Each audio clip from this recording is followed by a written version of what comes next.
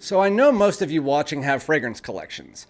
Have you ever got to the point where even though you're wearing different fragrances almost every day so you can show a little love to each fragrance, you still for some reason forget about specific fragrances? I've done that a lot, and I noticed it yesterday because of one specific fragrance, which obviously is on this list. Today we're going to be talking about 5 fragrances that I completely forgot about this year and I haven't really worn at all. Not even, I think one of them I wore once, but outside of that I haven't worn any of them this year because they are hiding in the back of my collection and I completely forgot about them. So yeah, that's what we're talking about today. So without further ado, let's get it.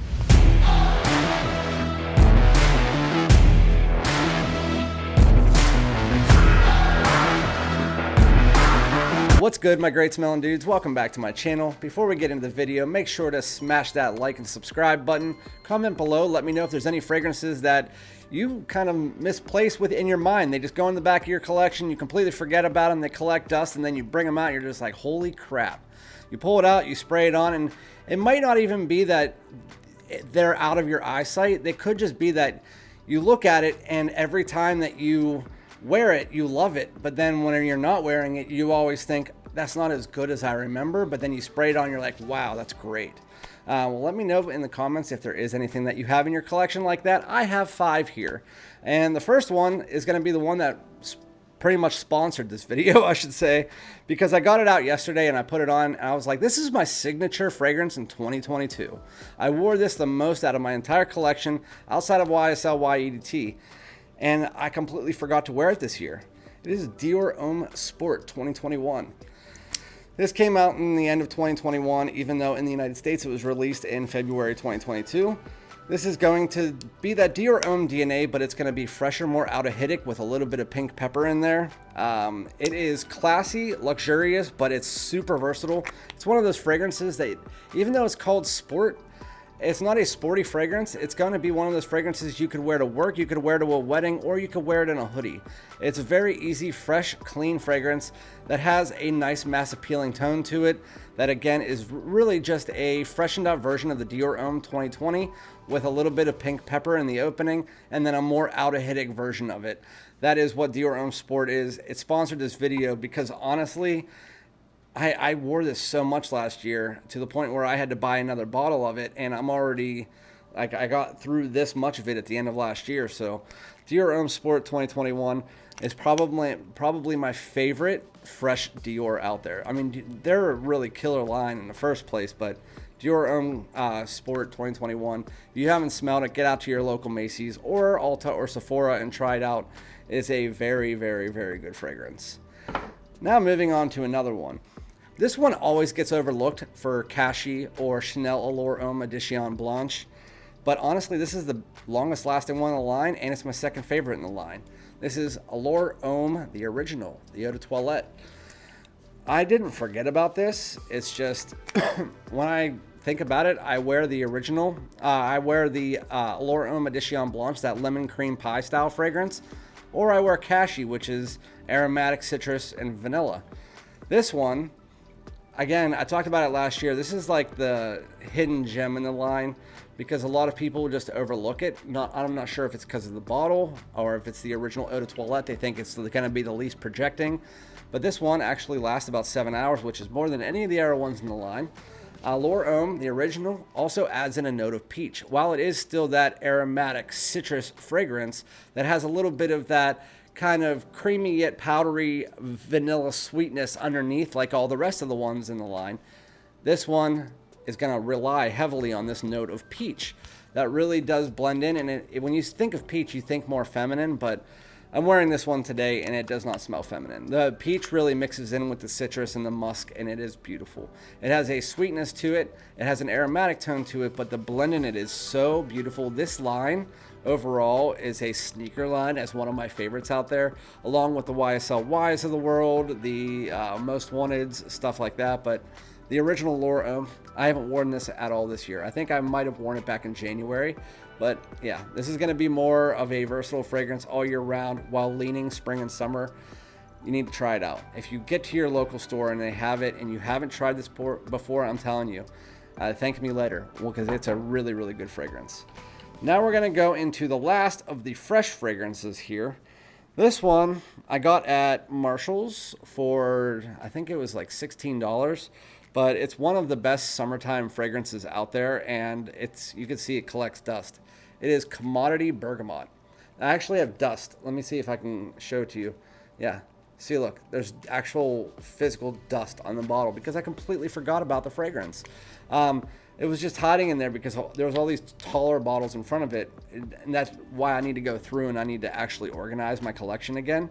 But Commodity Bergamot is just that. It's going to be a very high quality tart and citrus bergamot mixed together with a little bit of this almost like minty tone and a slight bit of aromatics. But overall, this is a very short-lived, so it's going to be about 2 to 3 hour fragrance.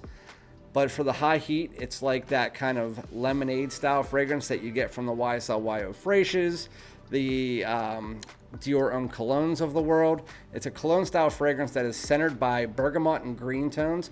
It is like a green lemonade with bergamot instead of lemon. That's pretty much what it is. And the only difference between bergamot and lemon is bergamot has a little bit more of a green edge and it's a little bit more tart than what you get with lemon. You say, what? Lemon's already super tart. Yeah, bergamot's more tart when you get it in this one. My wife actually said it's too tart for her. It almost smells like a green warhead or like a green lemon head or something like that.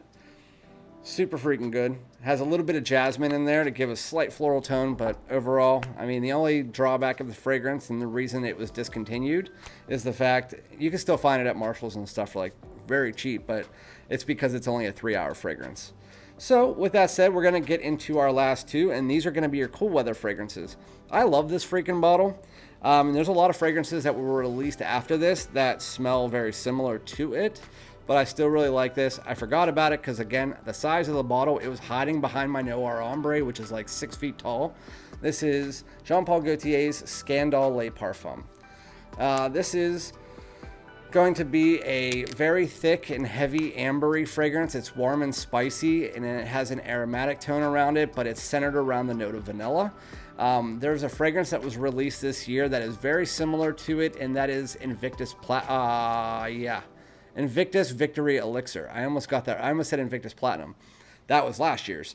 This is very similar to Invictus Victory Elixir, where it is very heavy on the vanilla, but it also has this like sweet ambery undertone. And then it has this geranium mixed together.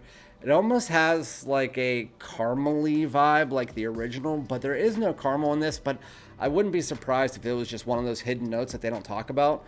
But yeah, this is going to be a fragrance that's centered around a very rich and heavy ambery vanilla mixed together with this aromatic geranium. As you work your way down into the dry down, you get a slight bit of woods, but it's a very rich, sweet scent. It's going to be one of those fall and winter scents, but again, I forgot about it, and it took me a couple times of wearing this to truly appreciate the fragrance, but I absolutely love it. Scandale Les Parfums is one you should try out. You get about 12 plus hours. I actually wore this, and it took me about 12 hours before it wore off my skin. On clothes, it was on there for 3 days later on my hoodie. So, Scandale Les Parfums, really good, but you have to like really sweet fragrances. Moving into the last one. I'm sad I forgot about this one. I didn't wear this at all this year or even last fall. I don't know why. There was a new one released this year which kind of reminded me about it, but I sprayed it on my arm once and I never actually wore it. But I'm going to be wearing it, you can bet your life, in the next couple days. This is Boss the Scent Private Accord. This is going to be Maninka fruit that you know from the line. It's kind of like a dusty and dark fruitiness mixed together with dark chocolate.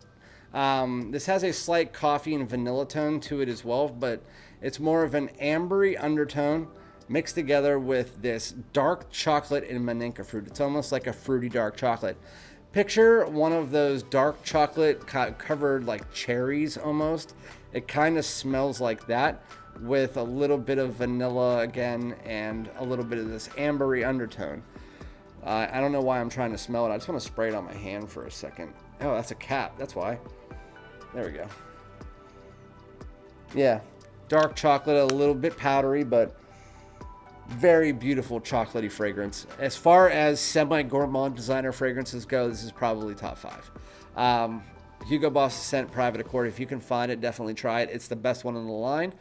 Followed very, very closely by the Scent Magnetic, which came out this year, which is going to be more of that black vanilla husk and a little bit of that bran, which is kind of like that Bran Absolute. It's almost like a cereal type vibe.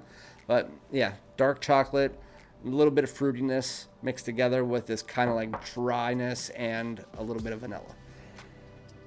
Very good fragrance. So yeah, I forgot about all of those. I just figured I would do a video about it. I was talking to my moderators about it, but let me know a couple fragrances that you forgot about. If you have a large collection, or if you even have a smaller collection, but there's one that you just don't wear because you have it in your mind that it's not like a powerhouse, and then all of a sudden you spray it on, you're like, shit, I should be wearing this more.